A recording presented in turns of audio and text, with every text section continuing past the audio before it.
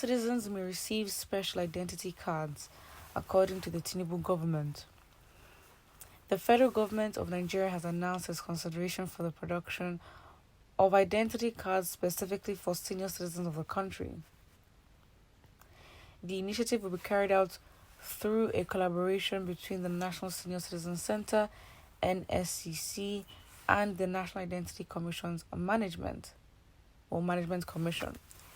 According to an invitation sent out on a Monday, which is the June 26, 2023, by the NSCC, there will be a roundtable meeting involving banks and related institutions to discuss the production of identity cards for senior citizens.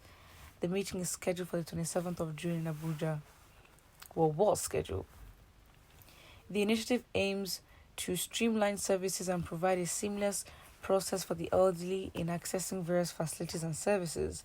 Through the identity cards, older persons may find it easier to avail themselves of specific benefits and services that are designated for their age group.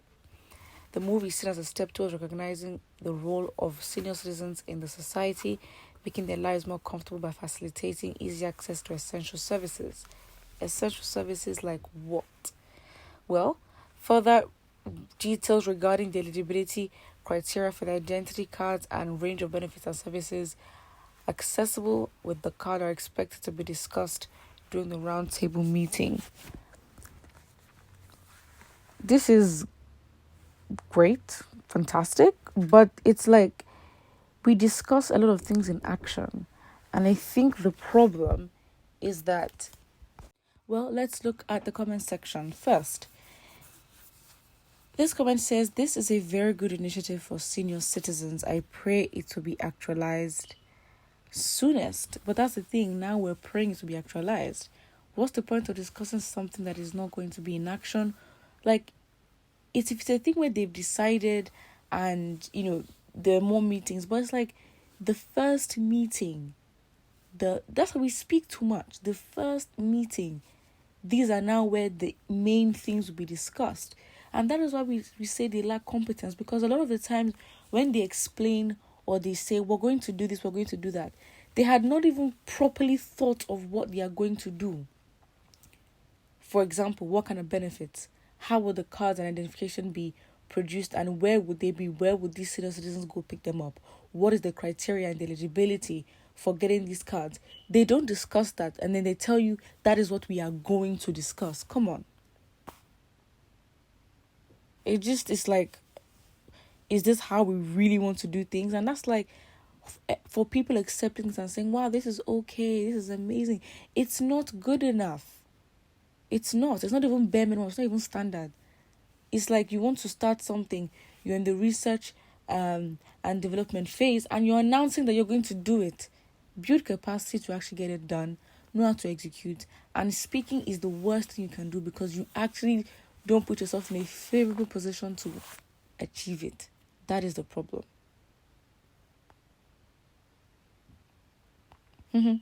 Lol, he wants to recover his election money. Drug lord, somebody said.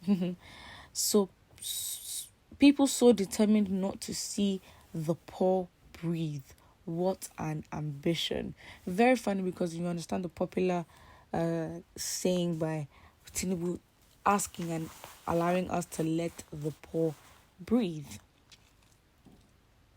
God knows the number of policies the government will make before the end of this year. Policy every day.